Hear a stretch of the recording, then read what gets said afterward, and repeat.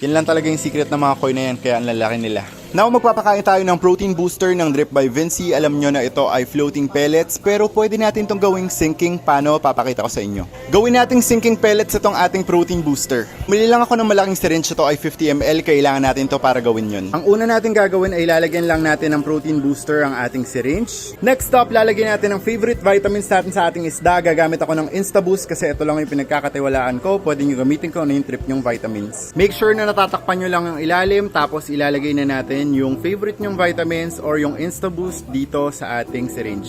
Kung wala kayo masyadong budget, okay lang na gumamit ng tubig na galing dun sa tank, tapos isasaksak nyo lang ulit yung takip ng syringe, ibabaliktad nyo para lumabas yung hangin dito sa other end. Ngayon ang gagawin natin, mag-refilling doktora, tapos tatanggalin lang natin yung hangin dito sa ating syringe. After that, tatakpan nyo lang ibabaw, tapos hihilahin nyo pababa para lumabas yung hangin na nandun sa ating mga protein booster. Yung konting hangin na yun yung hangin na galing sa ating mga pellets. So ipupul mo lang yan para lumabas yung hangin, tapos taas mo ulit para lumabas yung hangin sa ating syringe, tapos pull mo ulit. Para malaman natin kung sinking na yung ating pellets, kuha lang kayo ng malinis na tubig. Dahil kung multiple tanks yung papakainin nyo, ayaw natin magkaroon ng cross-contamination. Kung madumi man yung tubig nun, kuha tayo ng stock water, tapos higup lang natin konti para malaman natin kung sinking na ba lahat ng pellets natin. Nakita nyo na lahat ay lumubog na. Ibig sabihin, ready na to ipakain sa ating mga isda. Una natin papakainin ng ating mga PKBM White Eye na nandito sa ating 75-gallon tank. Hindi lang PKBM yun nandito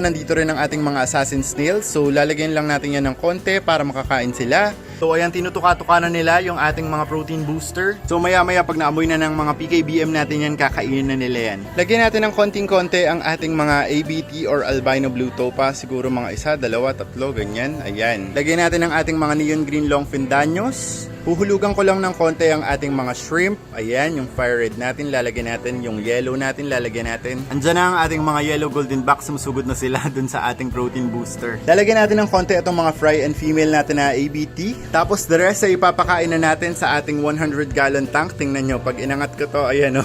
Inaabangan nilang lahat. So, ibubuhos na lang natin to dito. 1, 2, 3, go! Ayan, sugudan na.